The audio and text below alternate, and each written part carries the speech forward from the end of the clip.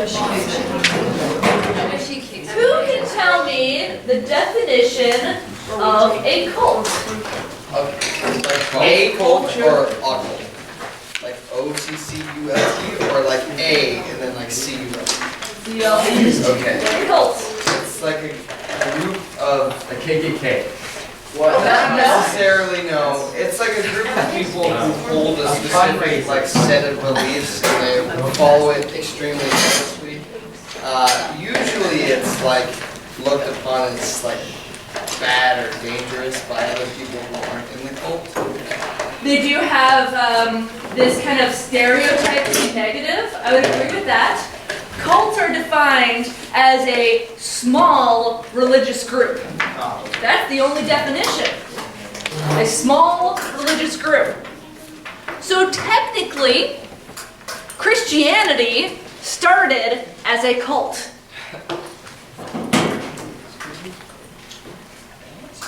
At this point, we're coming out of the Dark Ages. Christianity is just starting to pick up, but it is a cult at this time.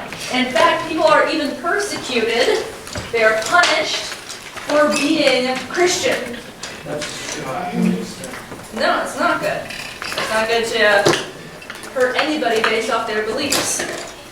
And so the Christians had to be rather secretive. So the way you would find out if somebody was Christian is you would kind of walk up to them, you'd be like, hey, draw a fish in the sand on the ground. And if they were like, what are you doing? Never mind. Or if they're like, hey, yeah, me too, you would know that they were Christian. So it was like this little secret language to see, a little test if they were Christian or not. Because if you just walked up and said, hey, I'm Christian, if they weren't, they could call the guards on you. That would be bad. Stoned. Or something like that. Stoned. It wouldn't be good. No, that would be bad, regardless. So we have Christians that are in hiding. They are secretive.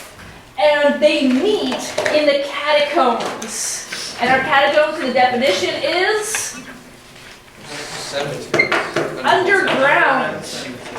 So if you guys ever visit Paris, France, they have tours of the underground catacombs where all of the skeletons are stacked on the sides of the tunnels. Where you can see all the bones. It's pretty creepy. And in these catacombs, there's not a lot of people hanging out in the catacombs. So they meet down there, and we start to see their artwork drawn on the walls. A lot like the Egyptians drew on their walls. Along came Emperor Constantine, who you may know as the guy who moved the capital to Constantinople, which you may know from the Silk Road. If not, hopefully you'll study it soon. On his deathbed, he converted to Christianity. And this was a huge deal because this made Christianity an okay religion. They don't have to hide anymore. I said that. So we have a new religion with people who are extremely passionate, and they're trying to get new followers. Hi, Samantha. How are they going to convert people to Christianity? Any ideas? Beat him. Beat them? That's not a good way to convert people. That would make me not want to go near them. Accept them? Yeah, I want something a little flashier, a little more showy. How am I going to impress these people? Miracles. Oh, or art. We're going to build, not churches. No. We are going to build ginormous cathedrals. These things are tens of stories tall. They take up an entire city block. And on the inside, they are doused in gold. There are archways and columns and art from floor to ceiling. And when you walk in, and everything is brilliant and shining and open, you are just overcome with the sense of heavenliness, of awe, that only something as magnanimous as God could have created this. That's why we have cathedrals. The taller your cathedral, the closer you are to God.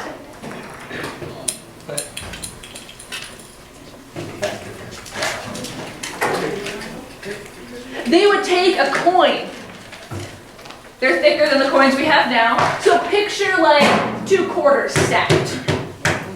And they would hammer out just 1 coin to be a yard of gold leaf, a square yard of gold leaf. That's how thin it is. So we see all this gold, but it's thinner than paper. That's really deep. Yes, it is. Gold is very malleable. Yes. Which is what makes these so amazing and overpowering, because nobody sees that much gold usually in an entire lifetime, never mind in one place.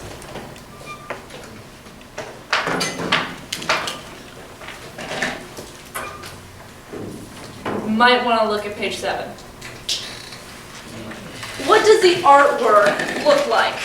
We've made these big cathedrals, we're all about Christianity, but how do we describe this artwork? Frankly, it's kind of ugly. It's stylized, meaning it kind of has that pattern into it. It's flat to the point where it almost looks like a cartoon. It's doused in gold leaf. And we don't have accurate anatomy. I mean, nobody's shoulders looks like this. Okay? Her eyes are way too high on her head. We saw yesterday how some of the hands or the necks look broken. Because they couldn't use models. Because they can't say, oh, I'm going to draw you. You know, Savannah, I'm going to draw your painting, and then I'm going to hang it on the wall and say it's Mary. That's blasphemous. And we're going to do a lot of those mosaics, those tile and glass pieces, because they're permanent. We've seen in our Greek stuff that the paint wears away. So we want something more permanent than that. We want shiny. Shiny gets people's attention, even back then. But we also want to do the artwork on the walls, just like we have been doing since Egyptian, through our catacombs, and now in the churches. Stylized, flat, and gold.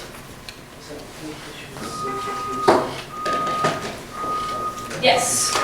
What it looks like, what we're seeing with our eyeballs. Now, why would they make it like this? Any ideas? Do you think it was just because they weren't capable of making something realistic? The glory of God. The glory of God? How does this show the glory of God? You're not wrong. Not seen. You're not sure? It wasn't signed. Wasn't signed? You're just reading. Oh, Go back to the picture here. When I look at this image, I am now not looking at how pretty Mary is, how exquisitely the folds of the material are depicted. I'm not looking at the rich colors. I see a picture of a Madonna and child, Mary and Jesus. That's what I see, that's the idea. I don't think about the artwork itself. So while these artists, in their beliefs, they are given the gift of art, being able to create artwork by God, and therefore should only use those gifts to glorify Him. They don't sign this stuff. They do not want to be recognized. They don't really even want the artwork itself to be looked at. They want the artwork instead to be a doorway that transports you into thinking about the religion. It's this idea of, we don't want a wooden door that we stare and look at a pretty door. We want a glass door that we look at the outside through. We don't want to look at the artwork at its face value. We want to look at what the artwork means. So while it's not aesthetically pleasing, we don't enjoy looking at it, it's not pretty, but it does something else. It forces the viewer to think about what the artwork is about instead of just how it's made or what it looks like. And to me, that is absolutely phenomenal that they have the skill to do that to our brains. Kind of like our off art, where it messed with our heads. This is kind of similar. It's basically making artwork that is bad in such a way that is getting us to think differently, which is really cool.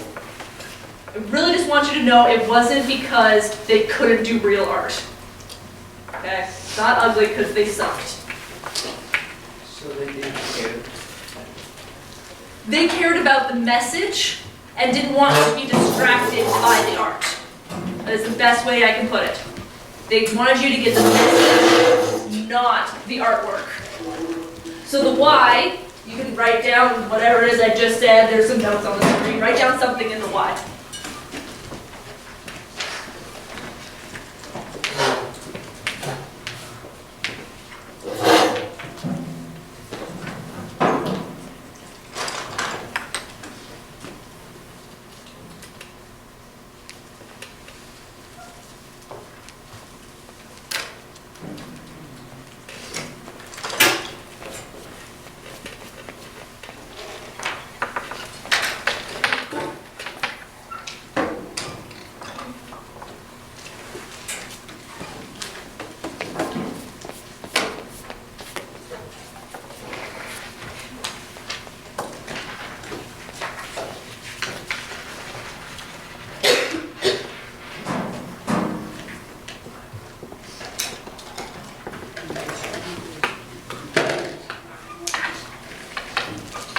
Pretty much already said this. Some notes about mosaics. Again, just the permanent, they're bright, they're shiny. The gold colors are more reminiscent of the Holy Spirit. I like good stuff. Mosaics are good.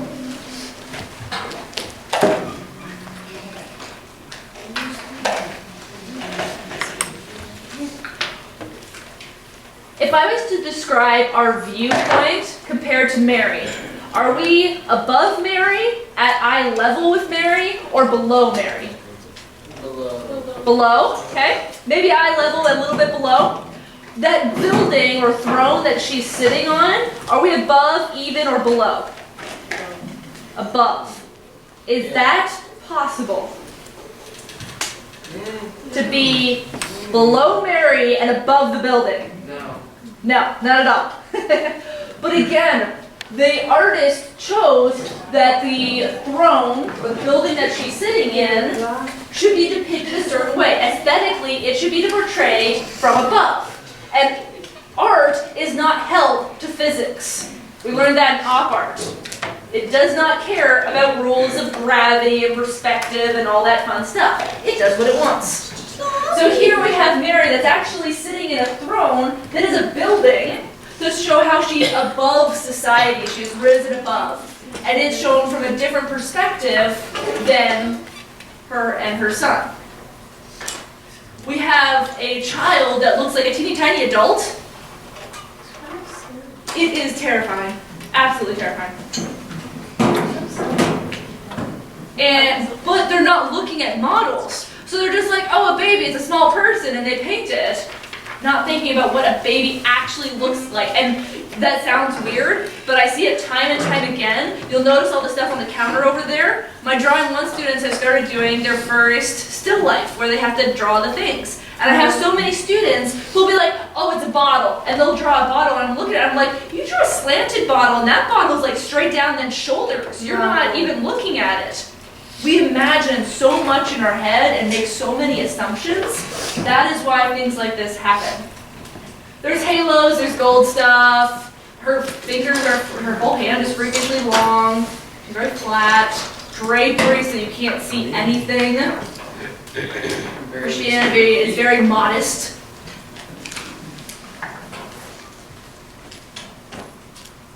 Here's some angels hanging out in circles. That's where all the angels are. Circles in the sky. What do you notice in this one? Done with life? Does she look bored? Whoa. So we're seeing that Greek, archaic, neutral face, except a little more sad. That's not. The baby is huge. What about Mary? She just looks weird. She's big, isn't she, compared to the people next to her? Yeah, she's huge. Yeah. But that's the baby's same huge. size hierarchy that we've seen in Egyptian work. She is more important, the baby's important, so they are bigger than they should be to show that they're important. So we have the size hierarchy again.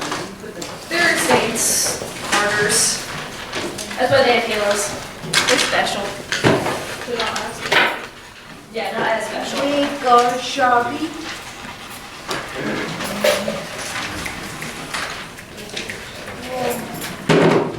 This is on a ceiling. There's a domed ceiling.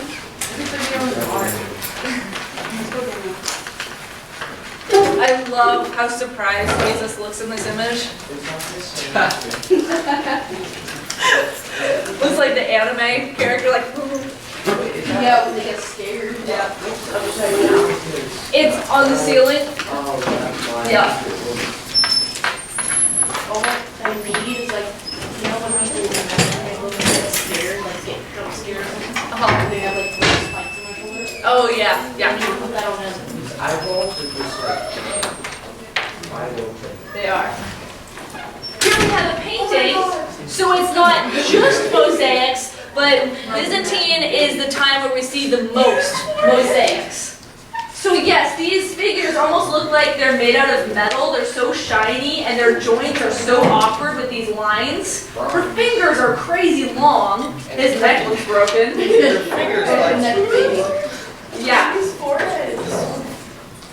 And because, again, he's not looking at a model, the artist has not successfully turned that baby's face. It's kind of mashed. I can't look at it. Mega model, so it doesn't even look like the baby of Mega. I can't stop looking. No, he's just kind of like floating near her hands. What are the characters in the back? Yeah. That we were doing. Oh yeah, those are the three. Looks like that meme where it's like, Yeah. I owe you my Yeah.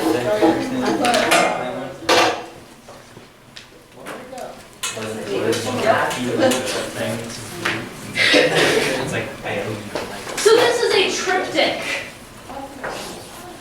A triptych refers to three images.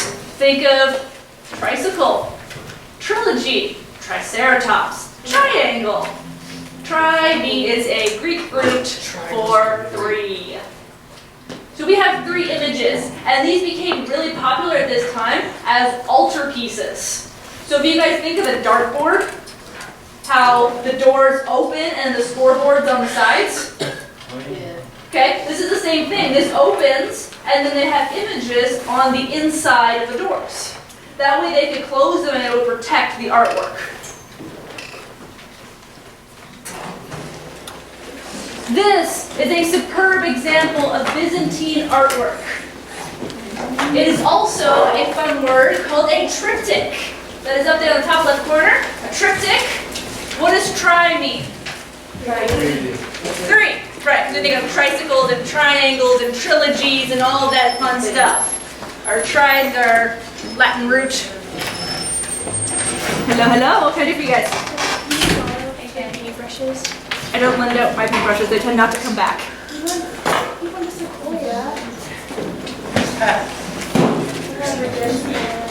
Thanks anyway. Sorry. What do you guys notice about the size of the people? Are they all big? No, they're all blue. Why are a few of them big? Because they're more Yay! Just like our Egyptian artwork, we have a size hierarchy. We have Mary and Jesus in the middle. They are very large, saying these are the main characters. We have saints to either sides that are medium-sized, and then we have little angels down below. Byzantine artwork, which is page, not that one, 7, page 7.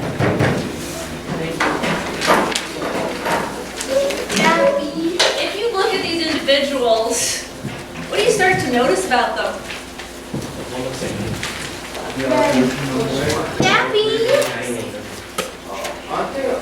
It's the same face. Does it look like they're all siblings?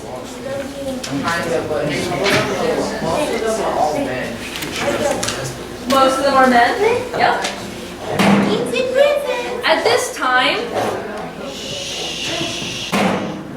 would you hire one bricklayer to do your entire house? Yes. Would you hire a team of bricklayers? No.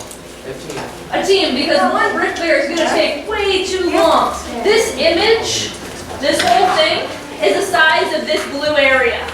It is a very, very large image.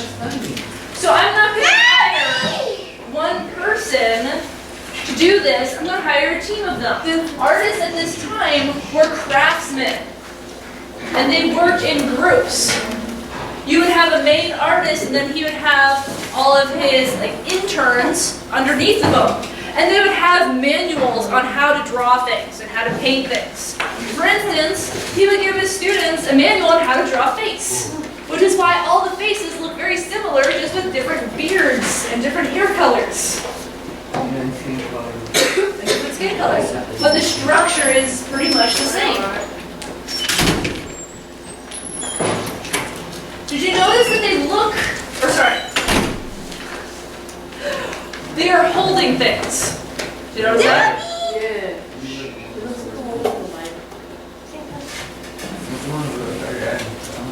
Do we have photographs of the saints? No. Why don't we have photographs of the saints? Cameras. They didn't have cameras back then. Do you think we have many paintings of what the saints looked like? No. Probably. No. Well, who can afford to have a painting done? Rich people. Were the saints known for being rich? Probably. No, most of them were poor. So we don't have pictures of, or we don't have photographs, we don't have paintings, we don't really have any way of knowing what the saints look like. So instead of saying this is the likeness of the person, we all know what Donald Trump looks like because we've seen his face about 1 million times in the media. These guys are not the same, but we know what they did, their accomplishments, what they became saints for having done. So each of them is holding an object that tells you who they are. I don't know many, I'm not up on my Bible stories, but I do know this guy in blue. Saint Peter, who founded the church, which gives you the keys to heaven, which is why he's holding a model church and a giant key. A lot of them will hold the objects that killed them. So this dude, I don't know who he is, he's holding a dagger. He was probably killed by a dagger. And somebody who knows their Bible stuff can tell you who that is. I don't know. But we'll see lots of these green things. He's using it like a pencil, but it's actually a palm leaf.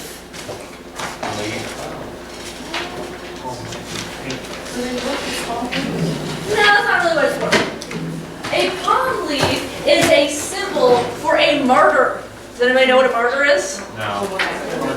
Nope.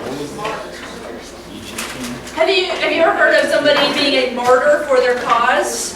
No. They say it in the Hunger Games. A martyr is somebody who died for what they believe in. So usually they enhance a cause. So these are, everybody who's holding a palm leaf is somebody who died for the Christian faith. He means he died, it wasn't necessarily, he wasn't a martyr specifically.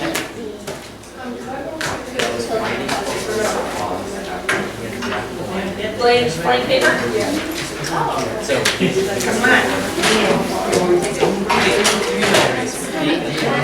Okay, we'll erase them. I mentioned before the gold leaf and how they would take one coin and hammer out this coin to be 1 yard of gold leaf. And it was placed on the painting at the very end. So all of this gold is gold leaf. It's very shiny, it's very impressive, and it looks very holy.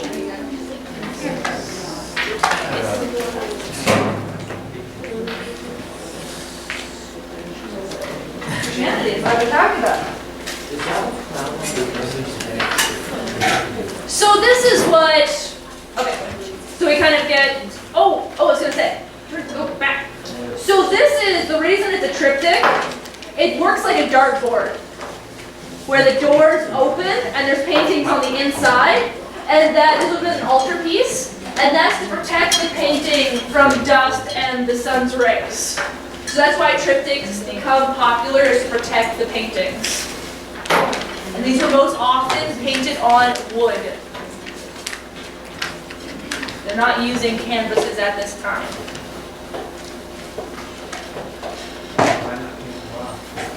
They haven't figured it out yet. They haven't figured out canvases yet. When we think of mosaics, you think of this because this is what I've shown you. Where it's kind of deformed, flat, not very nice to look at. That is this time period's device to get you to look beyond the painting to the idea of Christianity. It is not that it's a mosaic. This That's nice. is a mosaic. Mosaics can be exquisite. They can be beautiful and they can be extremely well done. I just don't want you to get the idea that all mosaics are Byzantine artwork. We do have other things that are extremely well done.